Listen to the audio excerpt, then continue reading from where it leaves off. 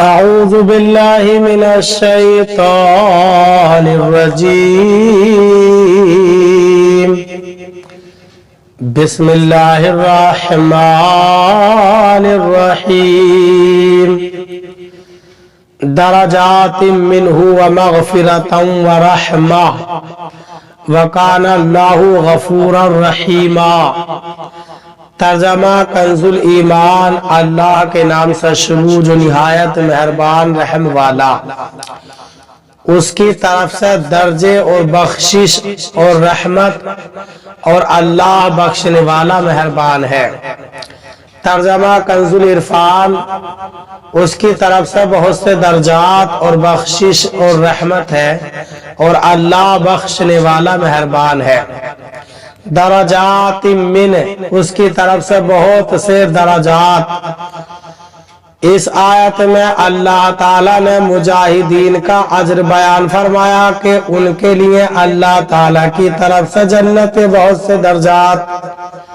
ان کے گناہوں کی بخشش اور جنت کی نعمتیں ہیں، اور اللہ تعالیٰ جہاد کرنے والوں کو بخشنے والا اور ان پر مہربان ہے۔ احادیث میں مجاہدین کے جنتی درجات کے بارے میں تفصیل بیان کی گئی ہے، چنانچہ اس سے متعلق 3 احادیث درج ذیل ہے۔ 1، حضرت ابو ہریرہ رضی اللہ تعالیٰ عنہ سے روایت ہے، سید المرسلین صلی اللہ علیہ وسلم نے ارشاد فرمایا، اللہ تعالیٰ نے مجاہدین کے لیے جنت میں 100 درجے مہیا فرمائے، اور ہر 2 درجوں میں اتنا فاصلہ ہوگا جتنا آسمان و زمین کے درمیان ہے۔ 2، حضرت ابو سعید خدری رضی اللہ تعالیٰ عنہ فرماتے ہیں کہ تاجدار رسالت صلی اللہ علیہ وسلم نے ارشاد فرمایا، اے ابو سعید رضی اللہ تعالیٰ عنہ، جو شخص اللہ تعالیٰ کے رب ہونے، اسلام کے دین ہونے اور محمد مصطفیٰ صلی اللہ علیہ وسلم کے نبی ہونے پر راضی ہو گیا، اس کے لیے جنت واجب ہو گئی۔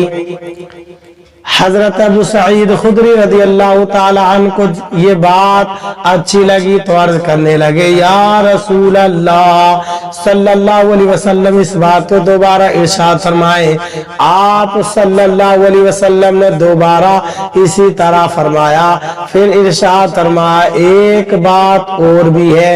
جس کی وجہ سے بندے کو 100 درجات بلند ہوتے ہیں، اور ہر 2 درجوں کے درمیان زمین و آسمان جتنا فاصلہ ہے۔ میں نے عرض کی، یا رسول اللہ صلی اللہ علیہ وسلم، وہ درجہ کس چیز سے ملتا ہے؟ ارشاد فرمایا، اللہ تعالیٰ کی راہ میں جہاد کرنے سے، اللہ تعالیٰ کی راہ میں جہاد کرنے سے۔ 3، حضرت ابو ہریرہ رضی اللہ تعالیٰ عنہ سے روایت، نبی اکرم صلی اللہ علیہ وسلم نے ارشاد فرمایا، جو شخص اللہ تعالیٰ کی راہ میں جہاد کرے اور اس کا گھر سے نکلنا صرف اللہ تعالیٰ کی راہ میں جہاد کرنے اور اس کے دین کی تصدیق کی خاطر ہو، تو اللہ تعالیٰ اس کے لیے اس بات کا ضامن ہو جاتا ہے کہ اگر وہ شہید ہو گیا تو اس کو جنت میں داخل کرے گا، یا اجر اور غنیمت کے ساتھ